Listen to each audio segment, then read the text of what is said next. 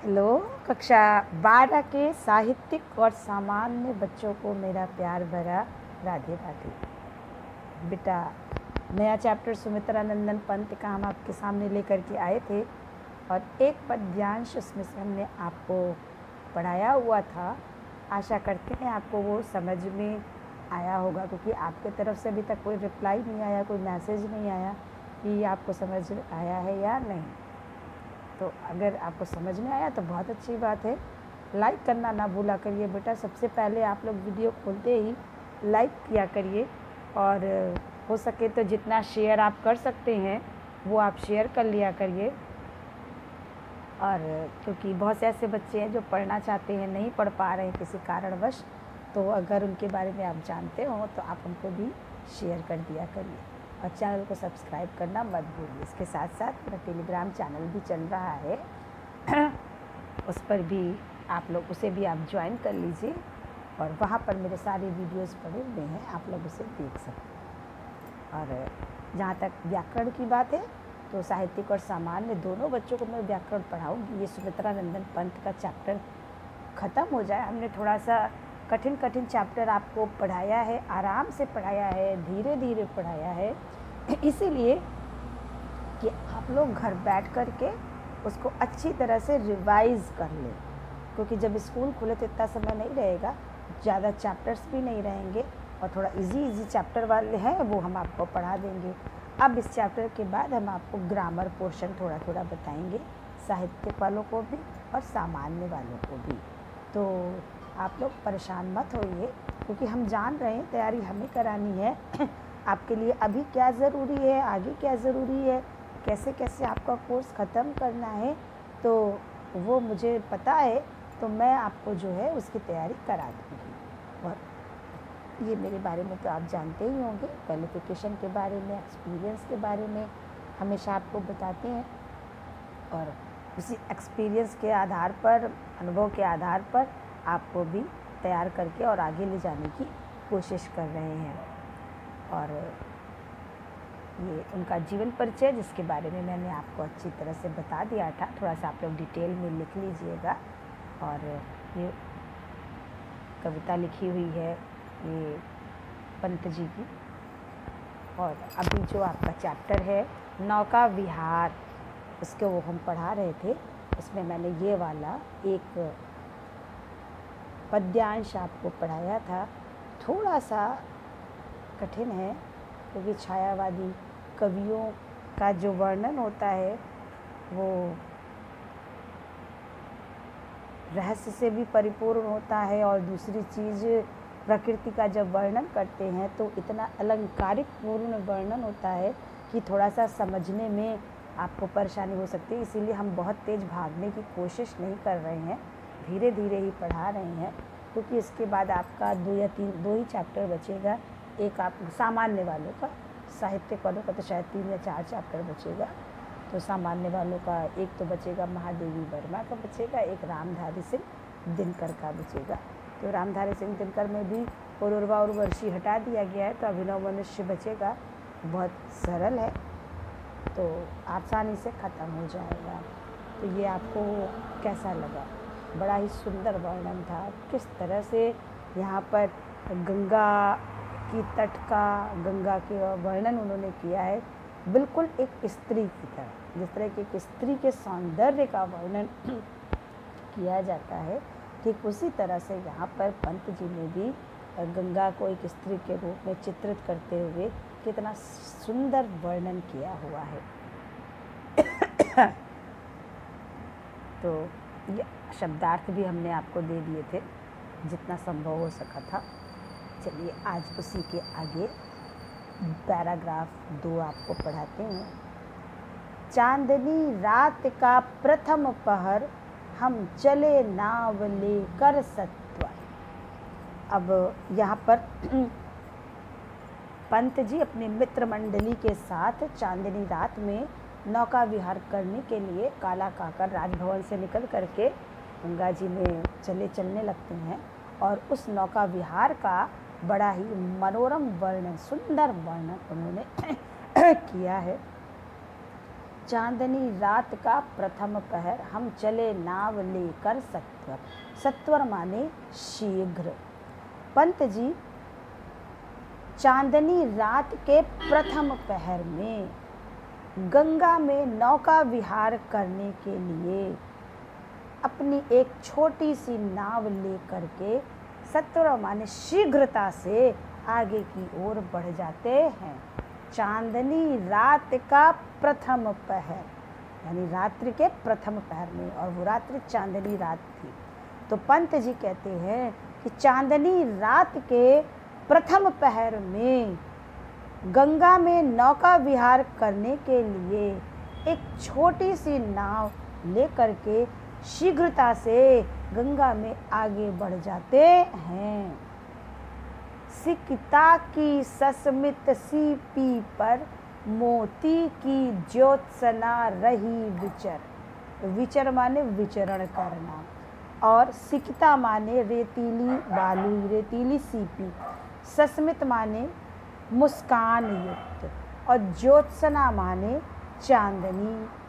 सिकता की सस्मित सीपी पर मोती की ज्योत्सना रही विचर।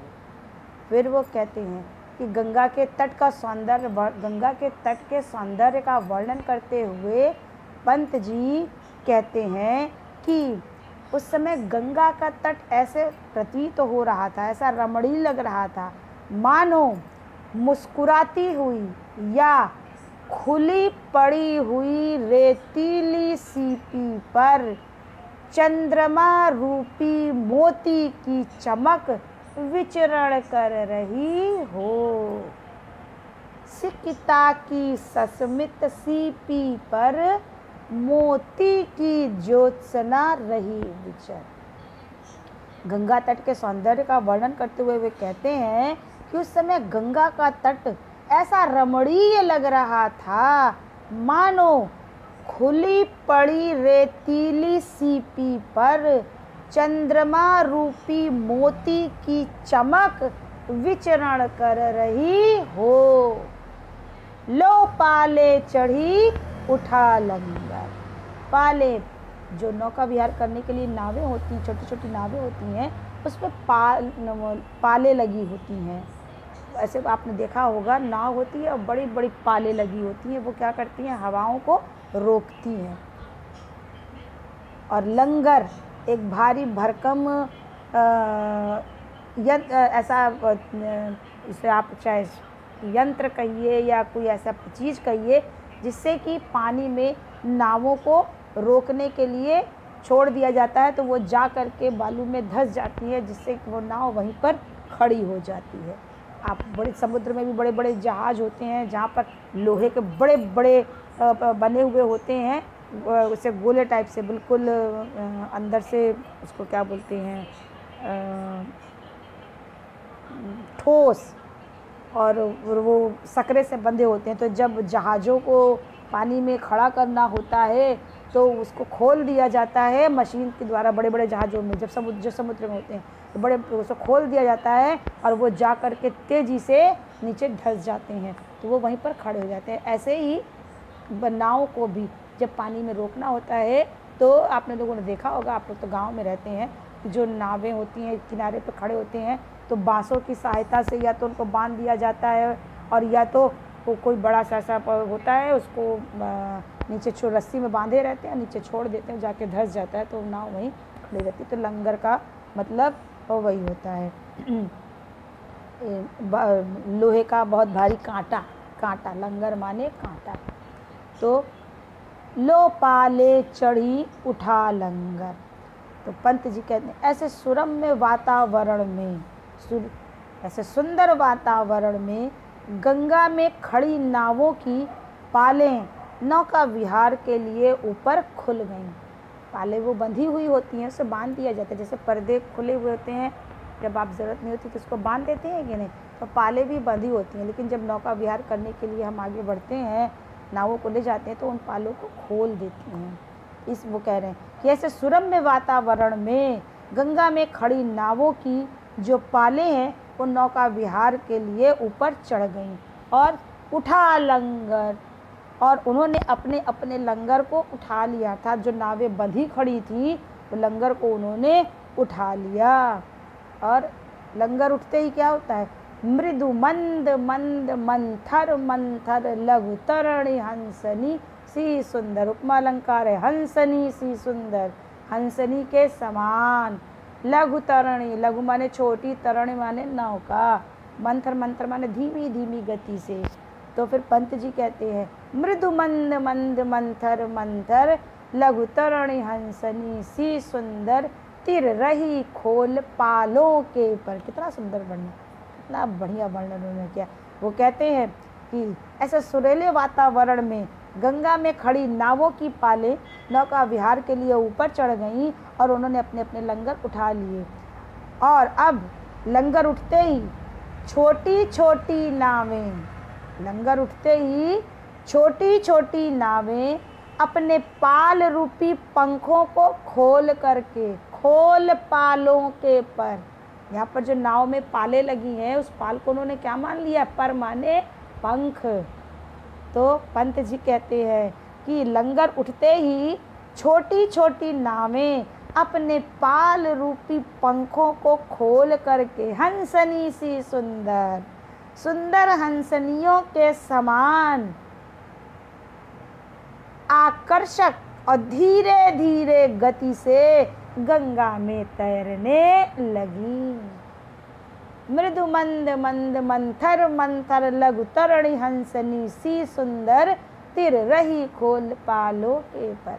पंत जी कहते हैं कि लंगर उठते ही छोटी छोटी नावें अपने पाल रूपी पंखों को खोल करके सुंदर हंसनियों के समान मन को आकर्षित करने वाली मंथर गति से धीरे धीरे गंगा में तैरने लगी। निश्चल जल के शुचि दर्पण पर बिंबित हो रजत पुलिन निर्भर दुहरे ऊंचे लगते क्षण भर। निश्चल माने शांत, उस समय गंगा का जल शांत था। शुचि दर्पण, शुचि माने पवित्र, उस समय गंगा का जल शांत था जो दर्पण के पवित्र दर्पण के समान सुशोभित हो रहा था। निश्चल जल, उस समय गंगा का जल शांत था। शुचि दर्पण, जो दर्पण के समान सुशोभित हो रहा था। और बिंबित हो रजत पुलिन निर्भर, बिंबित माने प्रतिबिंबित होना, रजत माने चांदी और पुलिन माने रेतीला तट।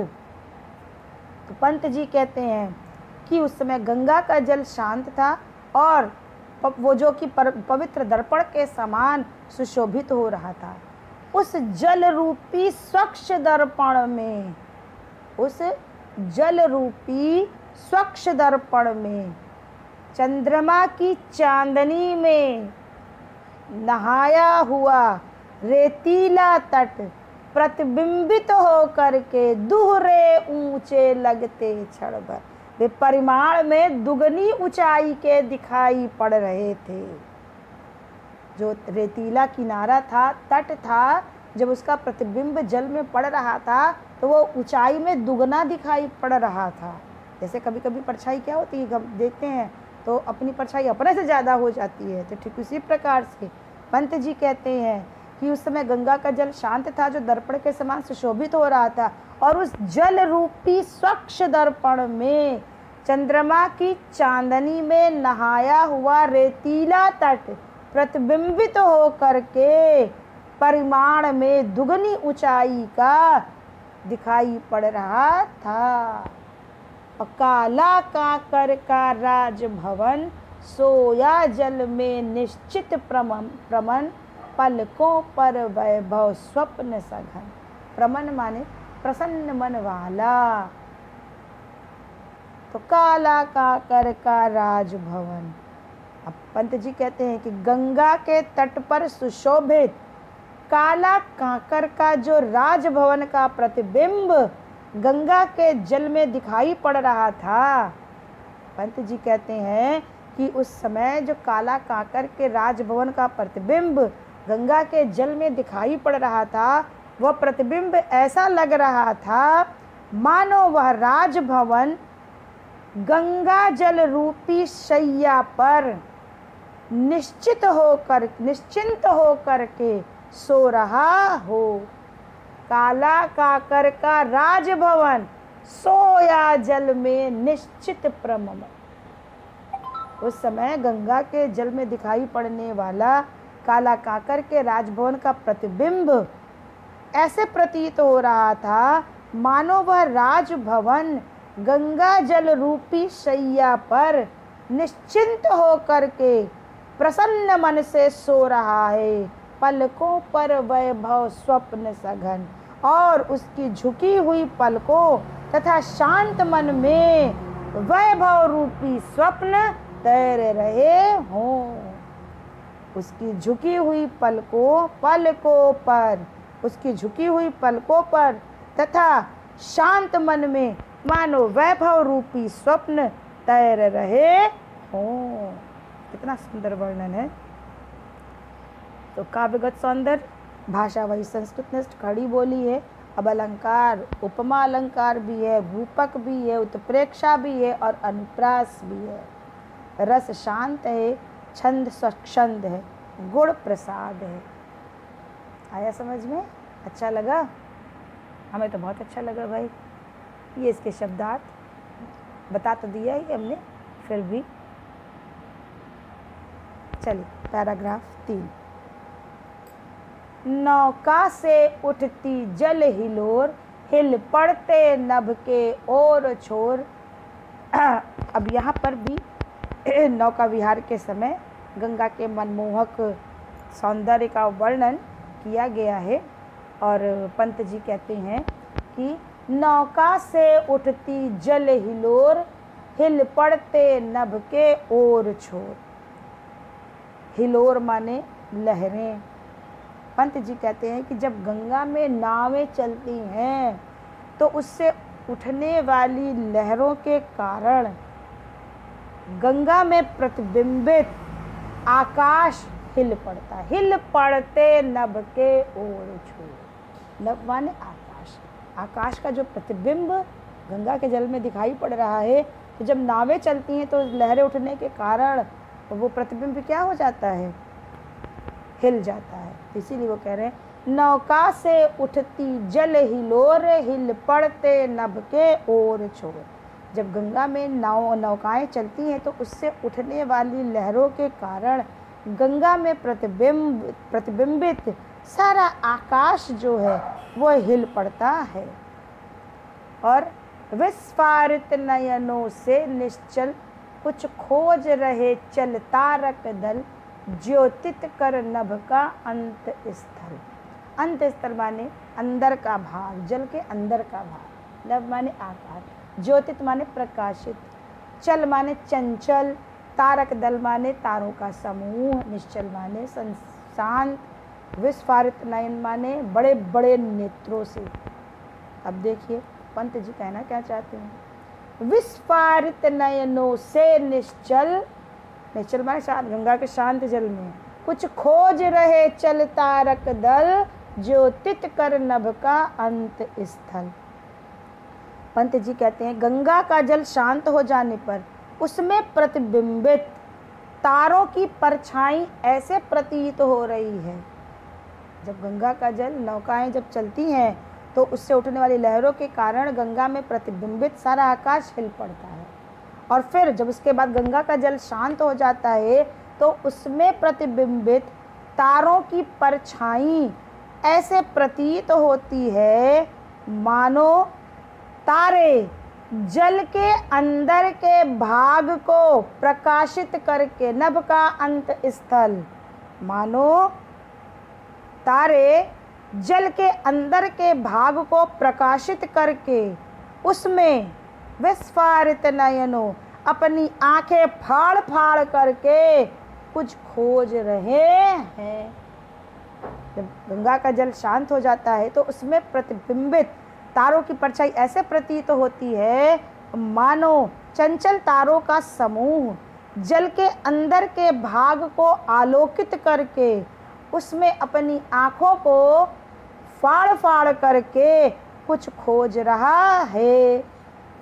और जिनके लघु दीपों को चंचल अंचल की ओट किए अविरल, फिरती लहरें लुक छिप पल पल। अंचल माने आंचल, अर्थात गंगा अपने आंचल की ओट में छिपा करके। अविरल माने लगातार। लघु दीपो, लघु माने छोटे, दीप माने दीपक। कौन से दीपक? तारे रूपी दीपक। तो जिनके लघु दीपों को चंचल अंचल की ओट किए अविरल, फिरती लहरें लुक छिप पल पल। और इन तारे रूपी लघु दीपों को अपने आंचल की ओट में छिपाए हुए गंगा की चंचल लहरें इधर उधर छिपती हुई सी प्रतीत हो रही हैं। जिनके लघु दीपों को चंचल अंचल की ओट किए अविरल, फिरती लहरें लुक छिप पल पल।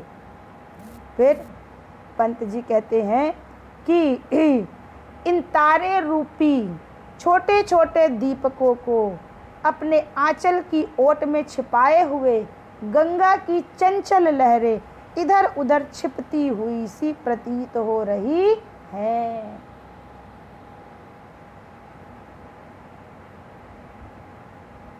एक लाइन इसमें छूटी हुई है। सामने शुक्र की छवि झलमल, पैरती परी सी जल में कल कल। एक लाइन छूटी है, तो आप लोग किताब में देख लीजिएगा बेटा। हमने बनाई पीपीटी, शायद गलती से छूट गया हो, उसके लिए सॉरी।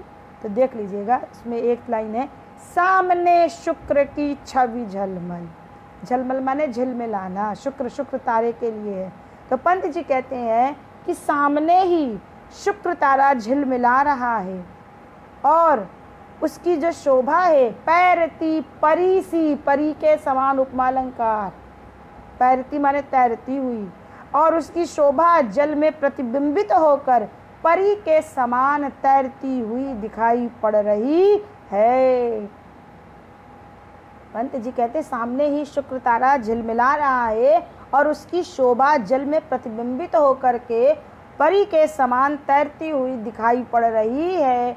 और रुपहरे कचों में हो ओझल, कच माने बाल, और कभी कभी चांदी जैसे रुपहले बालों कभी कभी चांदी जैसे रुपहले बालों अर्थात गंगा की लहरों में वो छिप जाती है। लहरों के घूंघट से झुक झुक दशमी का शशि निज तिर्यक मुख दिखलाता मुग्धा सा रुक रुक। तिर्यक मुख माने तिरछा मुख। अब यहाँ पर पंत जी कहते हैं लहरों के घूंघट से झुक झुक दशमी का शशि, दशमी माने दशमी, शशि माने चंद्रमा, निज माने अपना, तिर्यक माने तिरछा मुख।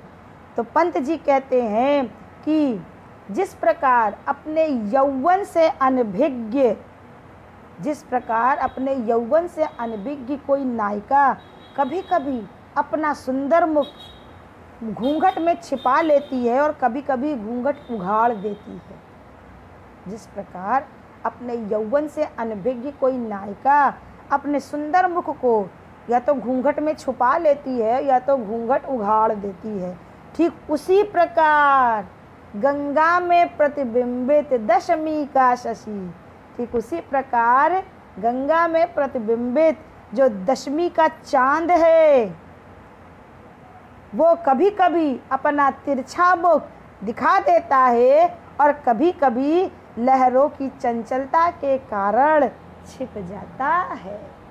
ठीक उसी प्रकार गंगा में प्रतिबिंबित जो दशमी का चांद है कभी कभी वो अपना तिरछा मुख दिखा देता है और कभी कभी लहरों की चंचलता के कारण छिप जाता है। आया समझ में? तो काव्यगत सौंदर्य तो वही है, अलंकार रूपक, उपमा और मानवीकरण अलंकार है। यहाँ पर रस श्रृंगार रस हो गया है बेटा, और गुण प्रसाद और माधुर्य दोनों होगा। भाषा वही संस्कृत में खड़ी बोली है। तो आज का आपको कैसा लगा लेक्चर? अपने लाइक और शेयर के द्वारा हमें बताने की कोशिश करिएगा। कितना आप लाइक करते हैं, कितना आप शेयर करते हैं, यही आपका जवाब होगा। तो आज के लिए इतना ही। अगर आपको मेरा लेक्चर पसंद आया हो तो आप मेरे टेलीग्राम चैनल को भी ज्वाइन कर लीजिए सारे लोग। वहाँ पर जब चाहिए जो वीडियो वो आप देख सकते हैं। और ढेर सारा लाइक शेयर करिए और मेरे चैनल को सब्सक्राइब करना मत भूलिए। तो आज के लिए सभी बच्चों को मेरा प्यार भरा राधे राधे, धन्यवाद।